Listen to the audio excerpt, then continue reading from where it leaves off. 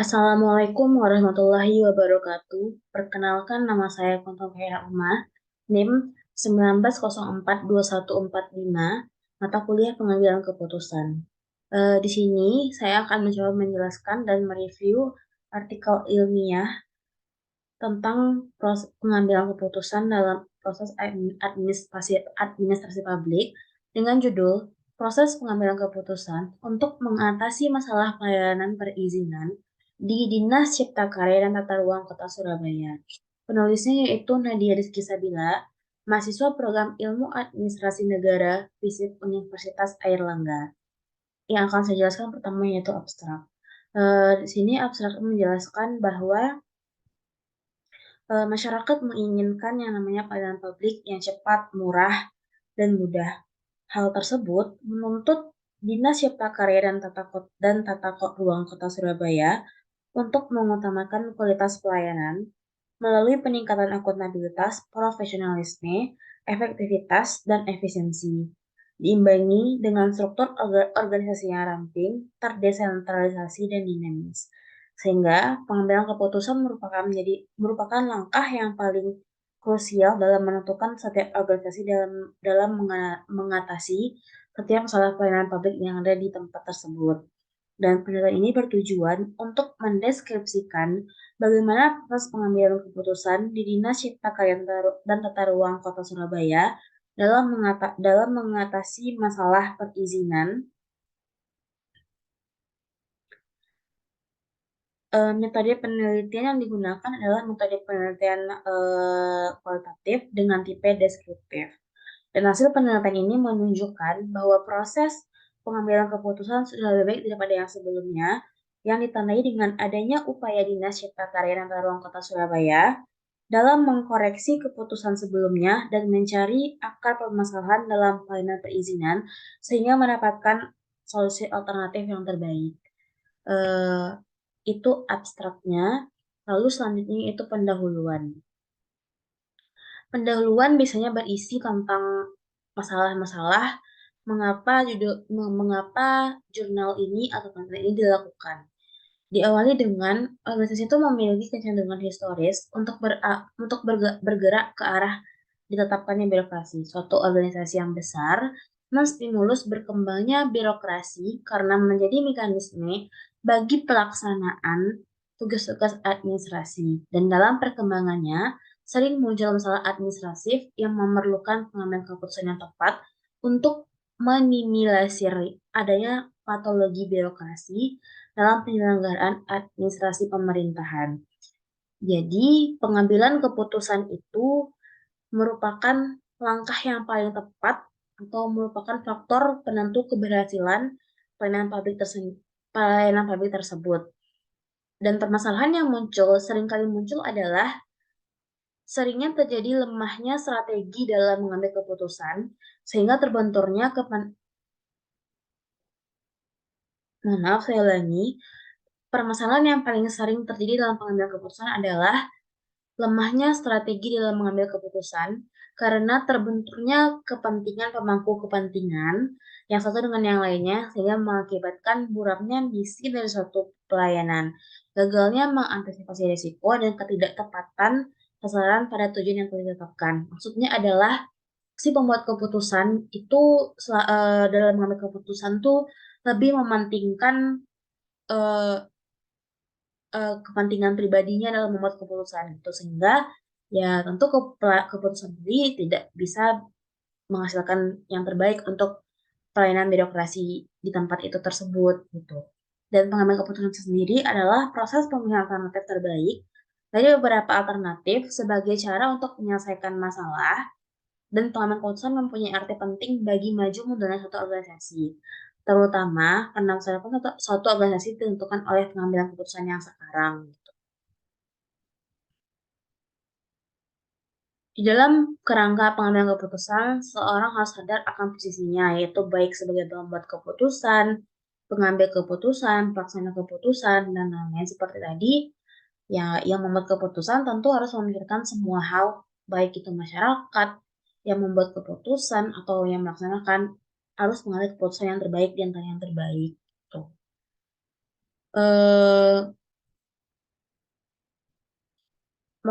Seperti yang dikatakan tadi, salah satu satuan perangkat kerja daerah, yaitu Dinas Cipta Karya dan Tata Ruang Kota Surabaya, memiliki permasalahan dalam pelayanan perizinan yang harus segera diselesaikan, yaitu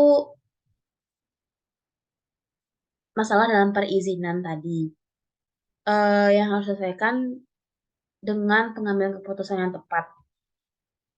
Dengan munculnya program Surabaya Single Window atau SSW, di mana tujuan dari program ini diluncurkan adalah memudahkan masyarakat sebagai pengguna jasa untuk mengurus perizinan di mana saja, karena aksesnya mudah, yaitu hanya dengan akses internet. Citra pelayanan perizinan yang notabene berbelit-belit dan memakan proses yang lama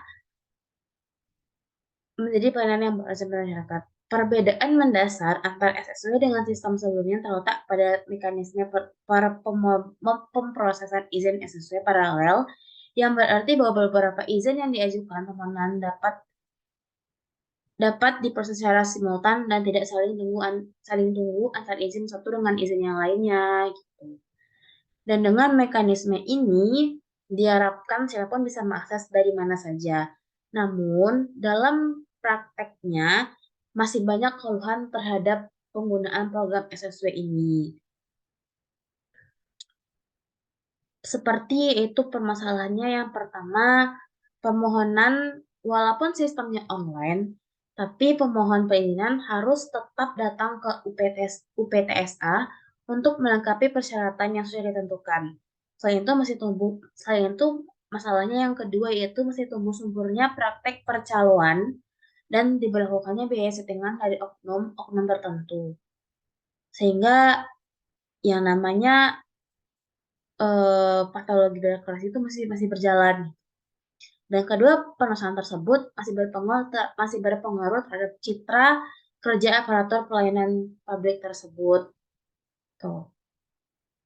Sehingga dari permasalahan-permasalahan tadi, penulis berniat atau berkeinginan untuk melanjutkan penelitian yang lebih untuk menjawab bagaimana pertanyaan sebagai berikut. Yaitu yang pertama, bagaimanakah proses pengambilan keputusan untuk mengatasi masalah-masalah perizinan tadi di Dinas Cipta Karya dan Tata Ruang Kota Surabaya. Dan tujuan penelitian ini adalah untuk mendeskripsikan proses pengambilan keputusan untuk mengatasi masalah pelayanan perizinan di Dinas Cipta Karya dan Tata Ruang Kota Surabaya. Yang ketiga yaitu metode penelitian. Metode penelitian yang digunakan dalam penelitian ini adalah metode penelitian kualitatif dengan teknik penentuan informan dilakukan secara proporsif, di mana informan yang dipilih adalah merupakan pihak yang paling dianggap paling mengetahui dan paling memahami tentang permasalahan, yaitu eh, Kepala Bidang Tata Ruang, Kepala Sub Bagian Umum dan Kepegawaian, Kepala Sub Bagian Keuangan, Kepala Seksi Program dan Perencanaan Teknis, dan lain-lain. Teknik pengumpulan data dan melalui dokumen, wawancara, dan observasi. Teknik analisis data menggunakan reduksi data, penyajian data, dan penelitian kesimpulan. Selanjutnya yaitu masuk pada kajian teori, itu pengertian proses pengambilan keputusan. Pengambilan keputusan menurut James A.F. Stoner merupakan proses yang digunakan untuk memilih suatu tindakan sebagai cara pemecahan masalah. Sedangkan menurut Sondang P. Siagian, pengambilan keputusan merupakan suatu pendekatan yang sistematis terhadap hakikat alternatif yang dihadapi dalam mengambil tindakan yang menurut perhitungan merupakan tindakan yang paling tepat. Selanjutnya, yaitu masuk pada penemuan masalah. Tahap ini merupakan tahap di mana masalah harus didefinisikan dengan jelas sehingga perbedaan antara masalah dan bukan masalah menjadi jelas. Pemecahan masalah, tahap ini merupakan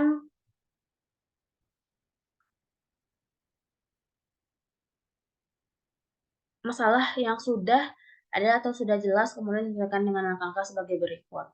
Dan yang terakhir, pengambilan keputusan. Keputusan itu diambil berdasarkan pada keadaan lingkungan atau kondisi yang ada seperti kondisi pasti. Gitu. Faktor-faktor pengambilan keputusan akan mempengaruhi proses jalannya proses yang ditempuh untuk mengambil suatu keputusan.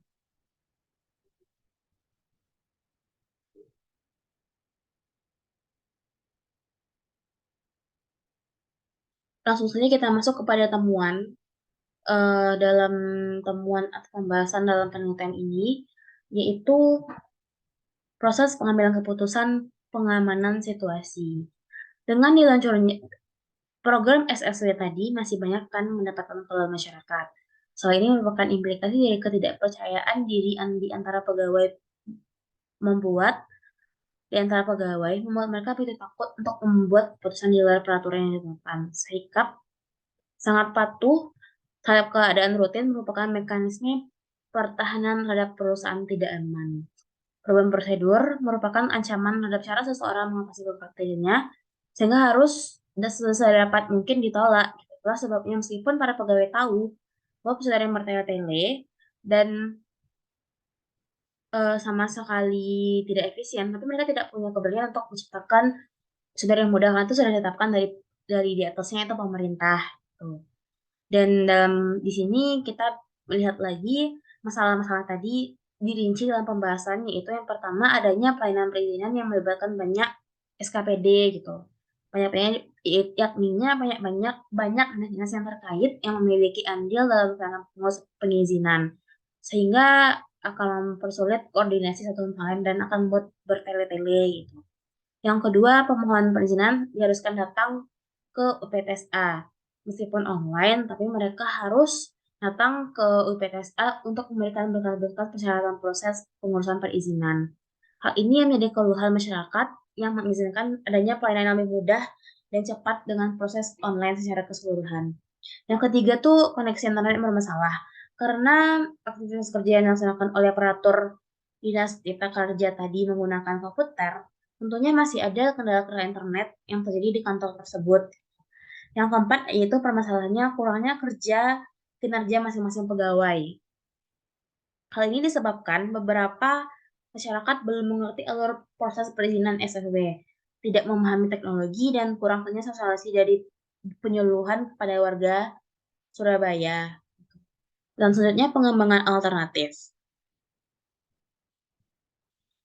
Pengembangan alternatif di sini adalah untuk mengatasi masalah pelayanan perizinan dengan menyediakan fasilitas meeting point dan call center untuk menanyakan kondisi berkasnya dan informasi tentang situasi status tanah. Dengan adanya pelayanan perizinan berbasis online ini, dengan internet dan server merupakan hal yang paling vital, protesnya lebih mudah daripada sebelum SW dibentuk itu dengan men-scan dan mengirim file tersebut dari rumah. Sehingga ada cara baru untuk masyarakat yang tidak harus datang ke UPTSA, jadi cukup di rumah sudah bisa mendapatkan pelayanan perizinan tersebut gitu. Namun tentunya keputusan tersebut juga harus adanya evaluasi dan pemilihan solusi terbaik gitu. Dan tahap selanjutnya yaitu mengevaluasi alternatif dan pemilihan solusi terbaik. Nah, untuk mendapatkan solusi terbaik, salah satu langkahnya itu mengevaluasi pengambilan keputusan sebelumnya dan keputusan ini sehingga dapat ditentukan langkah yang tepat untuk mengefektifkan keputusan dengan hasil yang sesuai harapan. Dan dilihat bahwa evaluasi alternatif dan hasil terbaik itu pertama dengan mensosialisasikan lebih jelas lagi kepada masyarakat terkait pelayanan perizinan melalui SSW sebab inovasi pelayanan perizinan memang harus diselesaikan secara terus-menerus agar diketahui oleh seluruh lapisan masyarakat sehingga layanan yang makin mempermudah pengurusan perizinan ini dapat diketahui oleh masyarakat umum. Yang kedua, digunakan oleh masyarakat pemohon perizinan. Kedua, memperkuat koordinasi dengan dinas-dinas terkait. Yang ketiga, yaitu dengan menggunakan keahlian dari tenaga kontrak untuk memperbaiki jaringan internet. Sebab internet menjadi salah satu sarana penunjang kegiatan kerja yang mempengaruhi kecepatan dan keaktifan pelayanan. Dan keempat, agar memudahkan masyarakat Surabaya dalam mengurus izin dengan berinovasi, yaitu dengan dihadirkannya mobil pelayanan keliling untuk memudahkan akses masyarakat gitu. Dan jika dilihat dari model pengambilan keputusan, maka pengambilan keputusan dalam mengatasi masalah SSW ini cenderung menggunakan pendekatan dan pengalaman dan analisis sistem dalam pengambilan keputusan untuk mengatasi masalah pelayanan perizinan. Dan dalam hal ini, Kepala Seksi Perizinan Bangunan menjelaskan bahwa pelayanan perizinan sebelumnya masih kurang efektif karena seringkali dikeluhkan masyarakat terkait prosesnya yang lama dan berbelit-belit. Lalu selanjutnya, eee, ke pengambilan keputusan tadi ya harus diimplementasikan.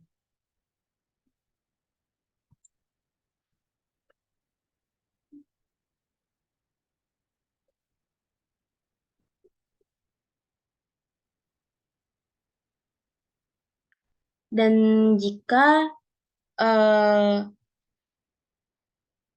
pengambilan keputusan tadi sudah dilakukan, tentunya akan menimbulkan kemudahan-kemudahan prosedur yang akan membuat pelayanan tadi bisa menjadi cepat tanpa berbelit-belit, gitu.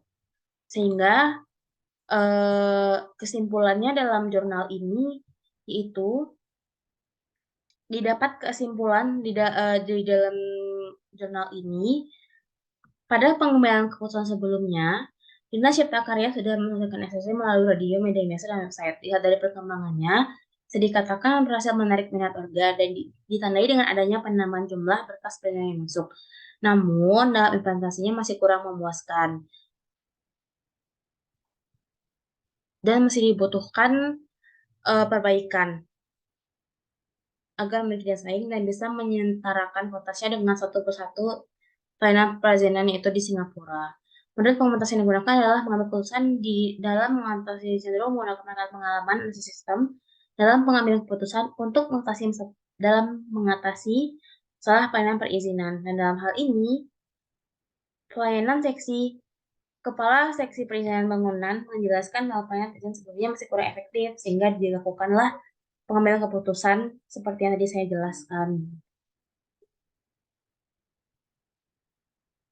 Nah, alternatif yang digunakan adalah dengan mempersiapkan lebih jelas lagi kepada masyarakat, memperkuat koordinasi dengan dinas terkait, menggunakan keahlian dengan tanda kontrak untuk memperbaiki jaringan internet, dan menghadirkan mobil pelayanan keliling dengan keputusan-keputusan demikian diharapkan dapat mempermudah pengurusan perizinan di Dinas Cipta Karya Tata Ruang Surabaya. Secara garis besar, Dinas Cipta Karya Tata Ruang sudah dapat memperhitungkan secara matang semua informasi yang masuk yang kemudian mengidentifikasikan untung rugi dari setiap tindakan yang direncanakan dan dianalisis serta secara komprehensif sehingga dapat menghasilkan suatu keputusan yang tepat. Sekian yang dapat saya jelaskan. Mohon maaf bila ada kesalahan yang saya perbuat. Assalamualaikum warahmatullahi wabarakatuh.